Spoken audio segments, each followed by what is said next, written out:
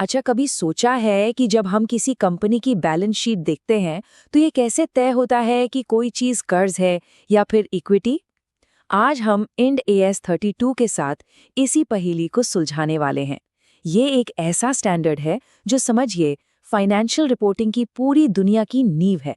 तो सबसे बड़ा सवाल यही है, डेट या इक्विटी। अभी सुनने में तो बड़ा सीधा सा सवाल लगता है ना, लेकिन इसका जवाब किसी भी कंपनी का पूरा भविष्य तय कर सकता है। और ये इतना जरूरी क्यों है? जरा सोचिए, अगर किसी कर्ज को गलती से इक्विटी दिखा दिया जाए तो क्या होगा? कंपनी कागजों पर तो बड़ी सेफ लगेगी, कम रिस्की दिखेगी, लेकिन असल में उस पर कर्ज का भारी बोझ होगा। और ये तो इन्वेस्टर्स के लिए एक बहुत बड़ा धोखा हो सकता है, राइट? तो चलिए फिर शुरू करते हैं। सबसे पहले हम उस बड़े सवाल को समझेंगे, फिर देखेंगे कि इसके बेसिक बिल्डिंग ब्लॉक्स क्या हैं। इसके बाद कुछ आसान केस देखेंगे और फिर असली चैलेंज में उतरेंगे, यानी जो कॉम्प्लेक्स इंस्ट्रूमेंट्स होते हैं।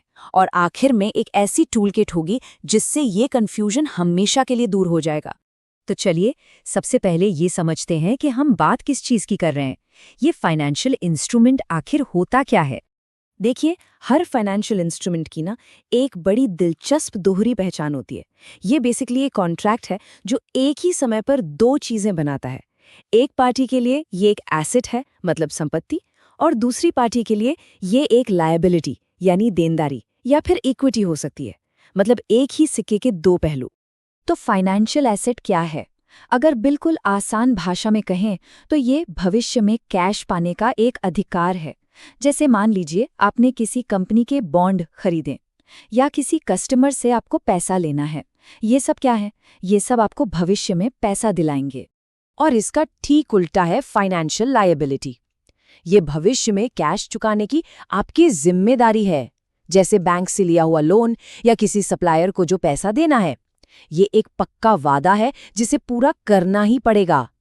अच्छा, अब जब हमें डेफिनेशंस पता चल गई हैं तो चलिए कुछ साफ साफ उदाहरण देखते हैं। इससे ये कॉन्सेप्ट दिमाग में एकदम पक्का हो जाएगा। ये देखिए, ये फाइनेंशियल एसेट्स के कुछ क्लासिक एग्जाम्पल्स हैं। बॉन्ड्स, ट्रेड रिसीवेबल्स, इन सब में एक ही बात कॉमन है, भविष्य में कैश पाने का एक लीगल राइट। एकदम सीधा, सिंपल। और दूसरी तरफ है फाइनेंशियल लायबिलिटीज। बैंक से लिया लोन, बिल्स पेएबल या कंपनी के जारी किए हुए डिबेंचर्स, इन सब का मतलब एक ही है, कैश चुकाने का एक पक्का वादा। इसमें कंफ्यूजन की कोई गुंजाइश ही नहीं है। ठीक है, तो अब तक तो सब कुछ बड़ा आसान लग रहा था, लेकिन अब हम इस स्टैंडर्ड के सबसे मजेदार और सबसे मुश्किल हिस्से में जा रहे हैं। वो हिस्सा जहां चीजें इतनी सीधी साधी नहीं होती। यहीं पर चीजें थोड़ी पेचीदा हो जाती हैं। सोचिए उन इंस्ट्रूमेंट्स के बारे में जो शुरू तो एक कर्ज की तरह होते हैं लेकिन बाद में इक्विटी में बदल सकते हैं, जैसे कि कन्वर्टेबल डिबेंचर्स। अब इन्हें कैसे क्लासिफाई करेंगे? यहीं पर INDS 32 का असली कमाल दिखता है। तो स्टैंडर्ड हमें एक बहुत ही स्मार्ट तरीका बताता है। वो कहता है कि कन्वर्टेबल डिबेंचर जैसे मिक्स्ड इंस्ट्रूमेंट को दो हिस्सों में तोड़ दो। जो प्रिंसिपल और इंटरेस्ट वाला हिस्सा है वो तो लायबिलिटी है, क्योंकि वो तो चुकाना ही है, लेकिन जो उसे इक्विटी में बदलने का ऑप्शन है वो है इक्विटी कंपोनेंट। तो फिर इक्विटी को अलग क्या बनाता है? एक शब्द में कहूं तो कोई वादा नहीं। इक्विटी होल्डर कंपनी के मालिक होते हैं। उन्हें पैसा तभी मिलता है जब कंपनी अच्छा प्रॉफिट कमाती है और सारे कर्ज चुका देती है। ये कोई फिक्स्ड पेमेंट का वादा नहीं है, बल्कि कंपनी की कामयाबी में एक हिस्सेदारी है। लेकिन ये तय कैसे करें? खासकर तब जब कोई इंस्ट्रूमेंट कंपनी के अपने ही शेयर से जुड़ा हो। इसके लिए हम एक बहुत ही जरूरी टेस्ट का इस्तेमाल करते हैं, जिसे कहते हैं फिक्स्ड फॉर फिक्स्ड टेस्ट। ये टेस्ट बस एक सिंपल सा सवाल पूछता है, क्या कंपनी एक फिक्स्ड अमाउंट के बदले में फिक्स्ड नंबर ऑफ शेयर्स देगी? अगर जवाब है हाँ, तो ये इक्विटी है। लेकिन अगर अमाउंट या शेयर्स की संख्या दोनों में से कोई भी एक चीज बदल सकती है, तो फिर ये एक फाइनेंशियल लायबिलिटी बन जाती है। क्यों? क्योंकि कंपनी के लिए उस जिम्मेदारी की वैल्यू फिक्स नहीं है। हमने काफी कुछ कवर कर लिया है, तो चलिए अब इस सारी जानकारी को एक सिंपल सी टूलकिट में समेटते हैं, जिसे किसी भी फाइनेंशियल इंस्ट्रूमेंट को एनालाइज करने के लिए इस्तेमाल किया जा सकता है। ये जो डिसीजन ट्री है ना, ये पूरी प्रोसेस का सार है। और ये सब शुरू होता है सिर्फ एक बुनियादी सवाल से, क्या कैश या कोई और फाइनेंशियल एसेट देने की कोई कानूनी जिम्मेदारी है?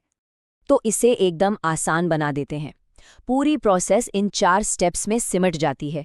पहला, जिम्मेदारी चेक करो। अगर है तो ये लायबिलिटी है, बात खत्म। अगर नहीं है तो फिक्स्ड फॉर फिक्स्ड टेस्ट करो। अगर वो पास हो जाता है तो ये इक्विटी है। बस यही है इंड AS 32 का पूरा निचोड़।